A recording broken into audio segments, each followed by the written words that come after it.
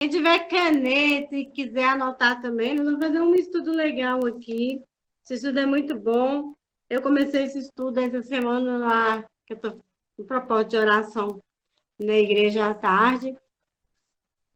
E Deus me tocou também para estar dando para vocês, né?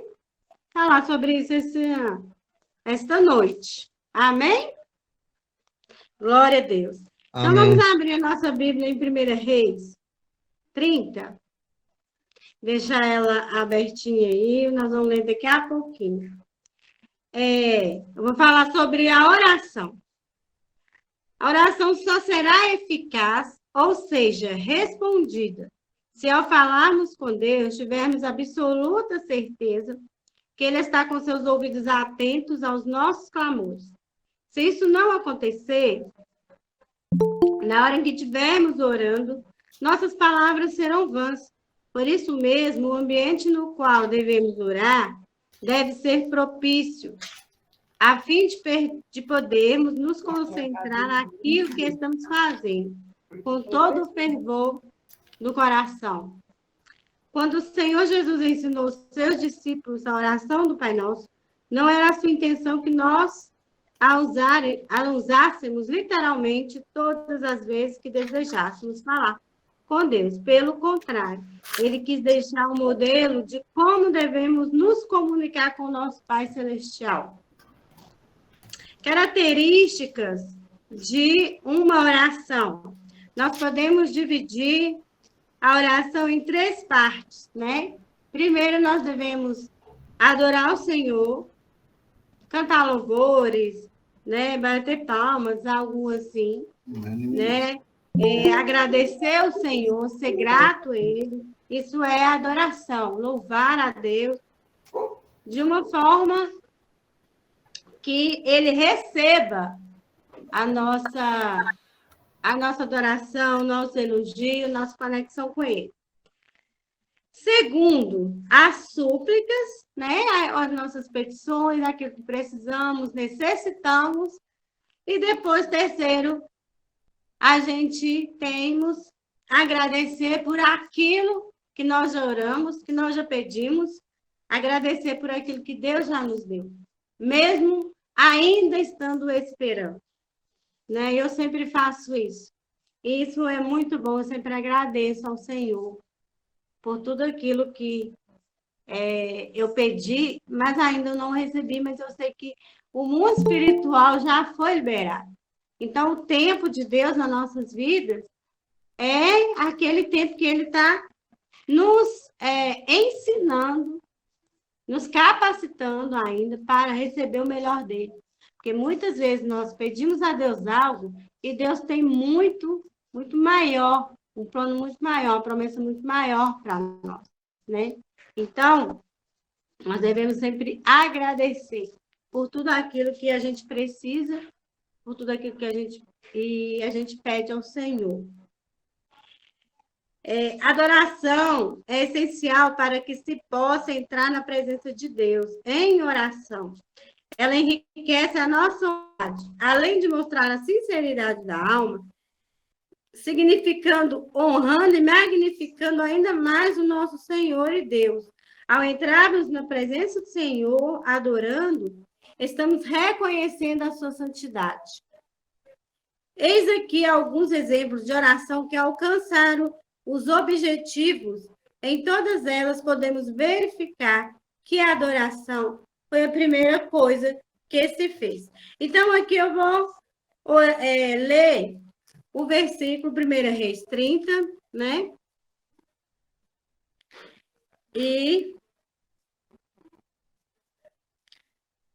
Aliás, 1 Reis 18, 30, gente. Eu falei errado.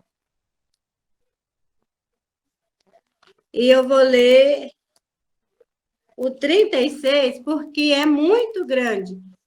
Então, se você quiser aí depois anotar e ler, eu vou ler aqui o 30 primeiro. Era uma oração de Elias, né? Então, disse assim, Elias. Então, Elias disse, todo o povo, chegai-vos a mim. E todo o povo se chegou a ele. E reparou o altar do Senhor, que estava quebrado. E Elias tomou 12 pedras, conforme o número das tribos dos filhos de Jacó, a qual veio a palavra do Senhor, dizendo: Israel será teu nome. E com aquelas pedras edificou o altar em nome do Senhor. Depois fez um rego em redor do altar, segundo a largura de 2 medidas de semente. Então armou a lenha e dividiu o bezerro em pedaços.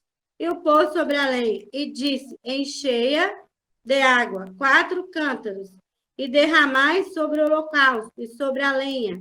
E disse: Fazei segunda vez, e o fizeram segunda vez. Disse ainda: Fazei a terceira vez, e fizeram a terceira vez.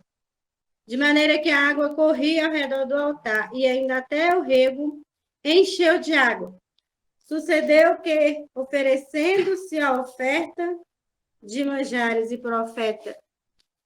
o profeta Elias se chegou e disse: Senhor Deus de Abraão, de Isaque e de Israel, manifesta-se hoje que tu és Deus em Israel, e que eu sou servo, e que conforme a tua palavra fiz todas as coisas.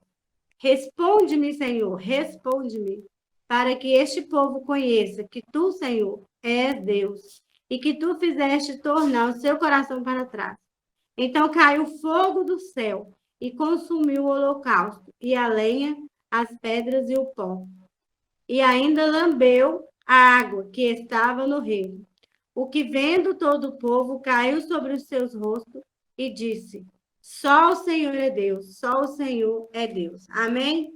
Depois, quem quiser, termina de ler esse capítulo todo. É muito bonito e aumenta muito a nossa fé em questão da oração e do clamor e da fé, né? Então, Elias, ele estava em situação difícil ali, né, com os profetas de Baal. Então, ele creu naquela verdade que aquele tempo ele precisava de ter pagado um preço ali.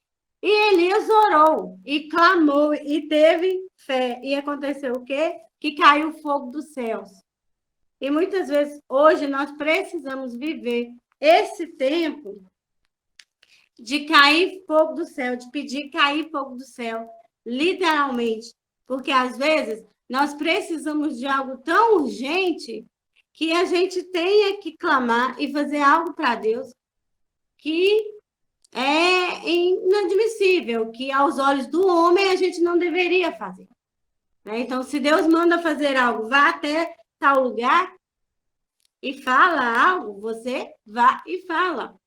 Então, assim, quando eu vou dar um exemplo aqui sobre essa questão, a pastora Elisângela, todos conhecem ela, um dia alguém chegou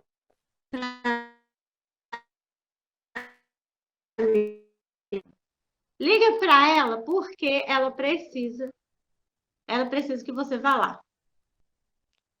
Aí me deu esse número, eu falei assim, mas quem é a pastora Elisângela? Ele falou, ela era de tal igreja e tal, e saiu, não está lá mais, ela precisa de alguém que ajude. Eu peguei e guardei o número, não dei muita ideia.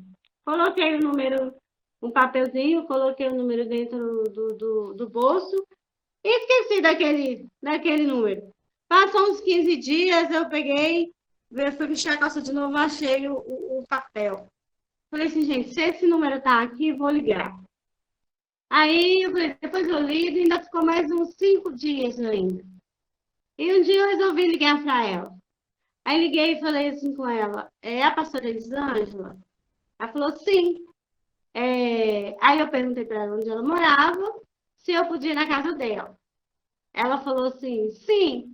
E quando eu cheguei lá, eu achei que era uma outra pessoa. Ela me atendeu. E eu imaginei que ela era uma outra pessoa, pelo fato da igreja que ela era. E cheguei e perguntei assim, eu preciso falar com a pastora Elisângela. Ela falou assim, sou eu. Eu falei assim, eu preciso falar com a pastora Elisângela. Aí ela, sou eu. Eu falei, tá. mais ainda. Aí ela perguntou e tal, eu falei assim, olha, na verdade eu não sei o que eu vim fazer aqui, Deus me mandou vir aqui e mandou te ouvir. E aí ela foi conversar comigo sobre a situação dela. E eu não sei o porquê o Espírito Santo envolveu a gente de uma forma tão grande que ela falou sobre as situações dela. E aí eu dei a mão para ela e a gente começou a caminhar juntas. Então, são coisas que, às vezes, eu mesma estou assim, o que eu vou fazer lá? Né? Eu nem conheço, eu nem sei, apesar de ter o mesmo nome que eu não sei o que é. E assim, a gente está caminhando junto até hoje. Né? Então, assim, às vezes, a gente precisa fazer coisas que o próprio Deus manda, mas a gente é sem lógica. Como que você vai negar de alguém que você nem conhece, que alguém mandou, e que você também nem sabe a situação dela, e nem sabe quem é ela, como ela existe, sem se ela existe. Né? Então, assim, é um exemplo que eu estou dando nessa questão, aquilo que Elias fez. Né? Ele colocou água ali no meio daquela lenha, furou um buraco, colocou um monte de água, molhou a lenha, molhou o holocausto, molhou tudo e foi orar para que Deus mandasse. Aquilo ali era uma fé muito grande, porque eu creio que naquele momento nem as pessoas que criam no Senhor estavam ali com ele, crendo naquela fé, naquela mesma fé. Às vezes Deus manda a gente fazer coisas que a fé vai depender só de nós. Porque o outro vai ver e vai falar assim, esse povo tá louco. Essa pessoa tá louca. A gente já passou por isso. Às vezes Deus manda a gente fazer umas coisas que é só quem está, né, ali dentro, naquele momento, ou até mesmo pessoas que obedecem, falam assim, esse povo está louco, isso não vai dar certo, isso não vai dar certo. Então, essa fé que nós temos que ter. E hoje, nos últimos tempos, nós temos que aumentar mais ainda a nossa fé. A Bíblia fala que o povo de Deus viveria da fé. E esse é o tempo que nós estamos tendo que crer mais, buscar o avivamento, buscar oração, arrependimento, porque a palavra do Senhor, em 2 Crônicas, né, 7,14 diz, se meu povo que se chama pelo meu nome se humilhar e orar e se arrepender dos seus maus caminhos.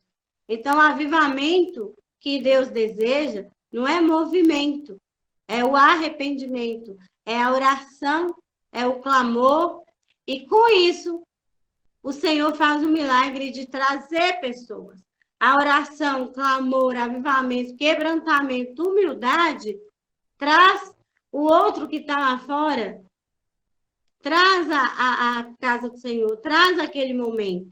Nem sempre a gente precisa ter algumas técnicas, né?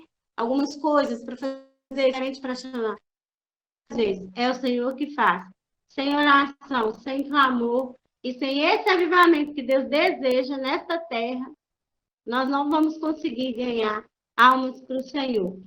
E ter muito amor no coração.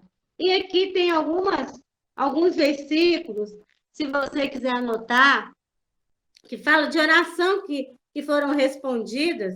É a oração de Ezequias, que está em 2 Reis 19, 14.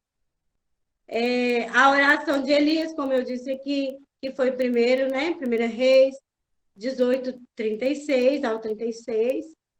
A oração de Davi, que todos conhecem, que são Salmos 8 aos 19, 9 ao 19. A oração do Senhor Jesus, o próprio Senhor Jesus orou, né? Em Mateus 6, 9. A oração da igreja primitiva, está lá em Atos 4, 24, 31. A oração do leproso, em Mateus 8, 2. A oração da mulher cananeia, Mateus 15, 22. A oração de Jairo, Marcos 5, 22 e 23. Eu estou orando essa semana dentro desses versículos, sabe? Dentro destas palavras, que eu creio de tudo aquilo que o Senhor tem para mim, Eu tinha até conversado ontem, eu estava conversando com a pastora Alcione sobre isso, né, pastora? E a gente conversou muito sobre isso. Então, se você quiser anotar, não deu para anotar, se você quiser, eu coloco esses versículos lá no grupo para você, tá? Por Para quem favor, quiser. por Hã? favor, vai ser melhor. Pode colocar, por favor, que não deu para anotar todos, não. Tá joia. Então, gente, a adoração, ela provoca milagres extraordinários em nossas vidas, conforme aconteceu com o apóstolo Paulo e Silas, quando estiveram presos e agrilhados. Eles começaram a orar e cantar louvores a Deus, enquanto os companheiros de prisão escutavam. De repente, por volta da meia-noite, o que aconteceu? Aconteceu um terremoto que sacudiu os alicerces das prisões, né? Abriram todas as portas, soltaram cadeias de todas que ali se encontravam. O que aconteceu com Paulo e Silas? Eles não tinham nada para fazer, estava amarrado, estava, né, sem, não tinha como fazer nada. Mas eles começaram a louvar, eles começaram a cantar. E aquela adoração, naquele momento, em vez de talvez eles murmurassem por alguma coisa, por aquele lugar, eles tinham todo o direito de reclamar, eles tinham todo o direito de chorar, né? Como às vezes a gente tem, mas eles preferiu adorar. E talvez se ele tivesse chorado ou reclamado, ele poderia, lógico, morreria ali, talvez com certeza salvos, mas Deus preferiu honrá-los e fazer com que eles fizessem isso, deu essa força para eles, para que hoje eles fossem exemplo para nós, né? Ao invés de, ainda que as nossas lágrimas estejam caindo, nós devemos adorar, nós devemos cantar, ainda que esteja difícil, ainda que está no final, ainda que não tenha jeito para os nossos olhos. Mas para Paulo e Silas, na prisão, está lá em Atos 16, 24, né? E para Paulo e Silas não tinha jeito. Eles iam morrer ali. Né? Para quem não sabe, aquela prisão, o povo morria ou doente, ou de fome, tinha muitas doenças. Então, ali era muito frio. E o povo morria de um jeito ou de outro, com o tempo. E eles preferiram adorar. E adorando, as cadeias quebraram, né? Eu às vezes, quando estou aqui, eu sempre coloco os louvores a manhã inteira, ou quando eu estou orando, eu gosto de colocar os louvores.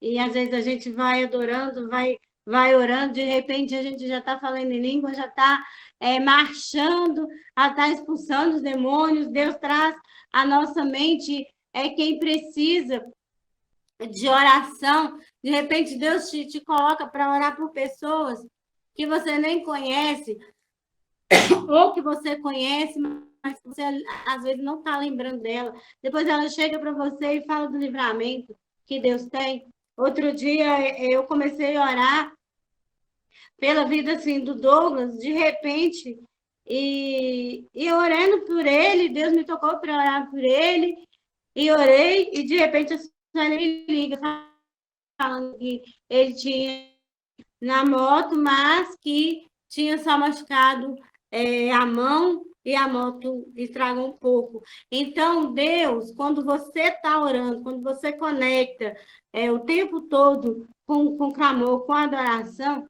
o próprio Espírito Santo ele vai movendo e vai falando com você naquele momento. Às vezes, a gente acha assim, fulano morreu porque tinha que morrer. Mas eu aprendi que não é assim. Eu aprendi que uma pessoa, quando ela tem um intercessor, o espírito da morte, ele sempre está rondando. E quando a pessoa tem um intercessor, que a pessoa está sendo coberta por essa intercessão, o espírito da morte, ainda que ele tenha uma legalidade, o espírito da morte, ele não consegue chegar, porque alguém está intercedendo. Se não fosse assim, Deus não precisava que nós viéssemos interceder. Deus não precisava da nossa adoração, da nossa oração. seria só os anjos. Então, é muito importante. Por que que o inimigo não quer que nós venhamos aprender a intercessão, a oração e o clamor? Exatamente porque os espíritos de morte, eles têm legalidade aqui nesta terra. Com quem tem legalidade? Então, quem está debaixo da adoração, debaixo da intercessão ali de alguém, o inimigo não pode chegar sobre ele. E Deus ali naquele momento, ele dá um livramento, ele livra da morte. Às vezes, quantas pessoas chegam para nós, aconteceu isso, isso e isso, e Deus me deu o livramento. Eu estava orando, né? Então, assim, Deus sempre mostra. Eu sempre sei, por exemplo, a minha conexão com o Espírito Santo é muito grande. Porque se tiver alguma coisa errada com as minhas filhas, eu já ligo e já pergunto o que está acontecendo. Às vezes elas nem querem me falar alguma coisa, mas eu já pergunto o que aconteceu, o que está acontecendo. Eu já conheço e já sei, porque o Espírito Santo já me falou, né? O que está acontecendo com fulano? Então, às vezes, elas não querem me falar para não preocupar.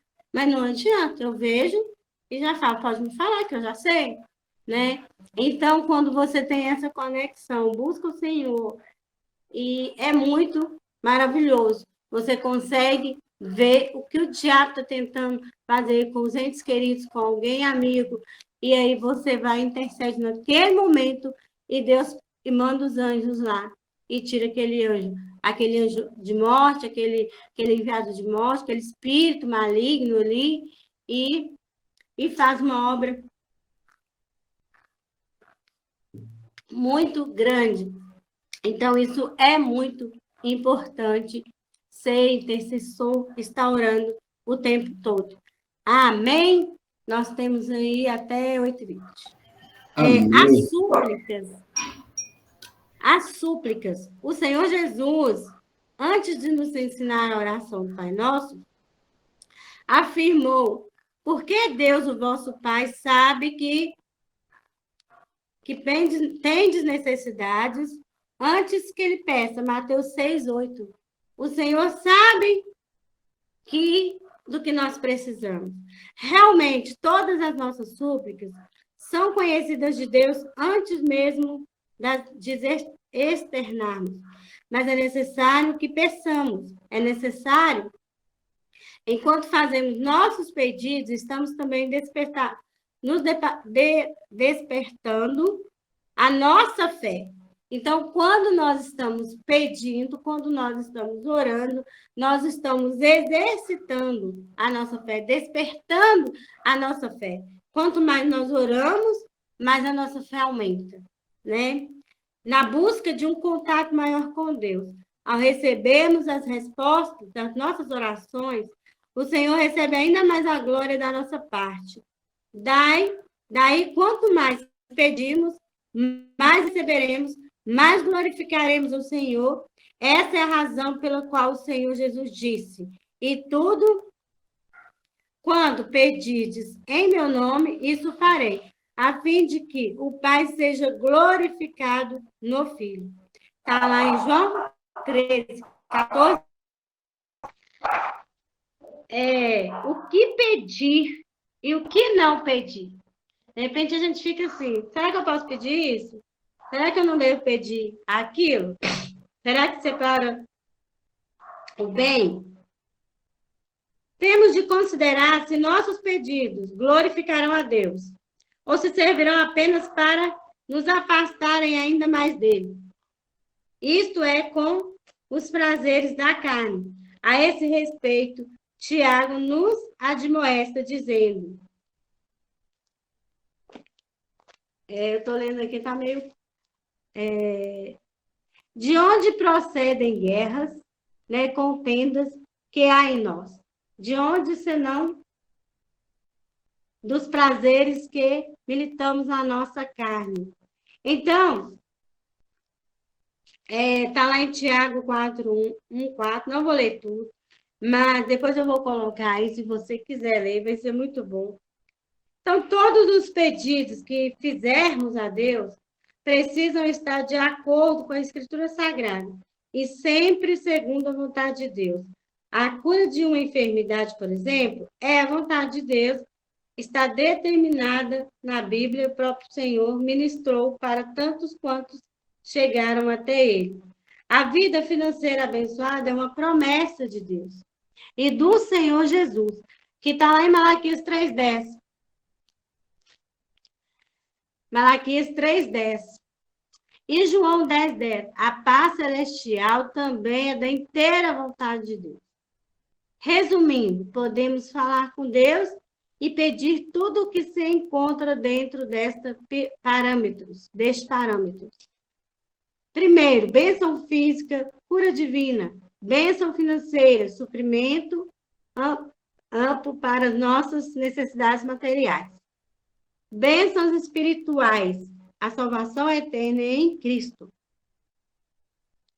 Então, queridos, nós podemos pedir todas as bênçãos que nós precisamos, que nós necessitamos, para ser abençoados no Senhor, agradar ao Senhor, estar com Deus, fazer a vontade dEle. Quando nós nos acheguemos a Deus, Ele se achega a nós, né? Agrada-te no Senhor e Ele satisfará o desejo do nosso coração.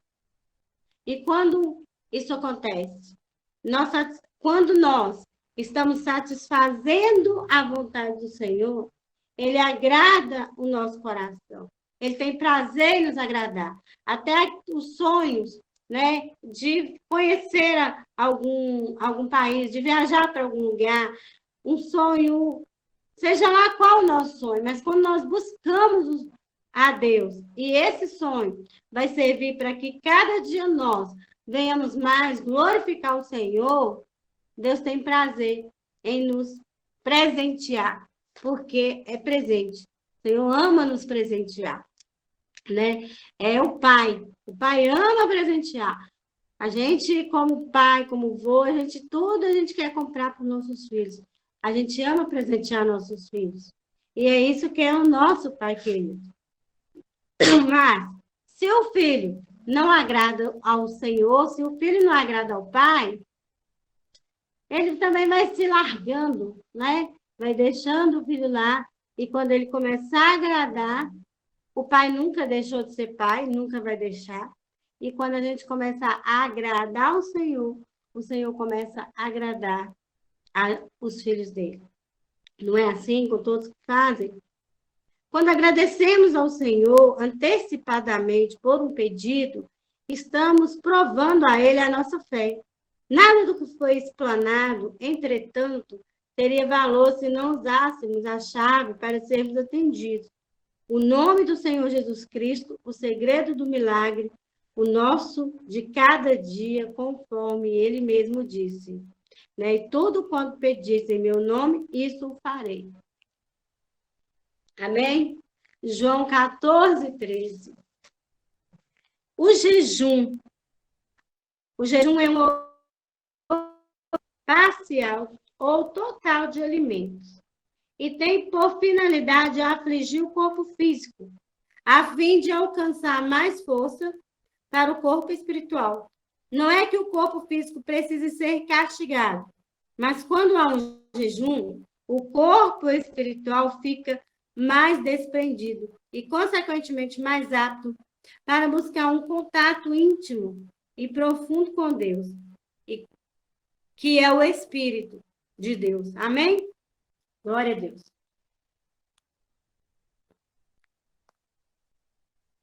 Durante o jejum, o espírito fica mais à vontade, pois os desejos da carne são anulados pela força do espírito. Quando nós fazemos jejum, nós alimentamos o nosso espírito e matamos a nossa carne. A nossa carne fica fraca e aí ela não consegue nos manipular. Mesmo considerando o jejum uma oração mais fervorosa do que a feita com os lábios, porque há gemidos inexprimíveis da própria alma humana em busca de benefícios indivíduos ou coletivos. O que quer dizer aqui gemidos inexprimíveis? Tem momentos na nossa vida que às vezes a gente passa por situações, ou, por exemplo, está em um lugar, num hospital, choramos, que nós não conseguimos orar. E aí, o nosso espírito, quando nós temos essa conexão, esse jejum, nós temos esse tempo com Deus, nós temos esse tempo com Deus, nós temos essa conexão. Quando nós temos esse tempo e precisamos, não dá para orar, o nosso espírito, né? Tem gemidos inexprimíveis, o gemido da própria alma. Isso, o Espírito Santo, ele ora por nós. Ele fala por nós. O jejum parcial é aquele no qual a pessoa apenas faz abstinência de alimentos naturais. O jejum também chamado de parcial, quando a pessoa faz abstinência tanto de água quanto de alimentos, mas mantém relações sexuais com o marido ou a esposa. Vou ver o horário. Resumindo, o jejum parcial, quando se satisfaz a carne, o mínimo possível.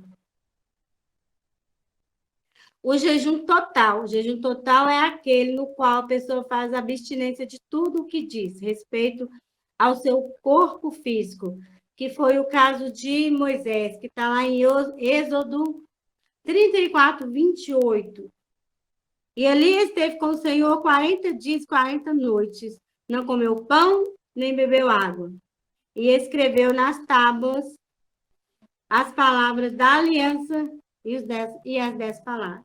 Quem dera nós conseguir ficarmos, né?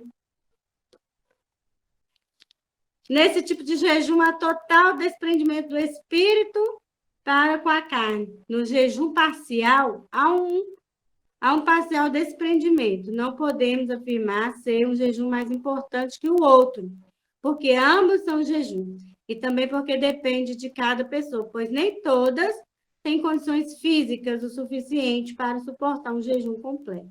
O jejum completo hoje é muito complicado de questão de fazer, porque o nosso corpo ele precisa muito da água, mesmo que seja o dia todo. Então, seria sem água, né? E às vezes a pessoa toma remédio, trabalha muito, então o corpo físico pode não aguentar. Então a gente aconselha, quem quiser fazer jejum, faça parcial ou faça da forma que suportar, né? Mas uma coisa, o nosso corpo não pode ficar sem a água. É muito importante a água porque falta oxigenação no cérebro. Então, nós temos que estar muito preparados para isso. A gente não aconselha fazer esse tipo de jejum.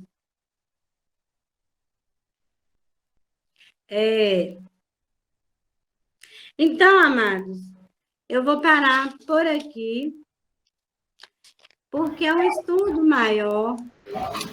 E depois, se eu tiver oportunidade e for interessante, a gente continua esse estudo, ou a Paulo pode dar para você na tela. Eu creio que vai ser muito bom, né? Aqui tem várias coisas. É um estudo muito aí na liderança, nós que estamos à frente, porque às vezes a gente já aprendeu isso há muito tempo. Mas hoje isso me tocou o coração de uma tal forma, voltar a estudar mesmo essa palavra, esse tempo com Deus, aprender de novo, e de novo, porque a palavra do Senhor, ela é viva e eficaz, todos os dias ela nos fala diferenciadamente. Eu leio aqui, amanhã eu vou ler de novo, não vai ser a mesma coisa, ela se renova todos os dias. E nós precisamos estar estudando a palavra todo o tempo, né? Às vezes, coisas que nós estudamos há muito tempo, e a gente acaba, às vezes, esquecendo. E é uma palavra muito importante, um tempo muito importante. para que a gente se achegue ao Senhor. Então, foi nisso que eu comecei esse propósito de oração, jejum também, a gente está no jejum. Estamos orando na igreja à tarde e indo ao monte também, né? Lá no monte, o lugar que a gente vai, a gente vê as BR, né? Deus toca muito no nosso coração para estar orando por aqueles caminhoneiros, né? Pelos que estão viajando. Deus toca muito no coração para a gente estar orando. Lá a gente vê muito a cidade e eu tenho estado nesse tempo. E Deus, ele vai, aos poucos, ele vai mostrando a gente coisas grandes, né?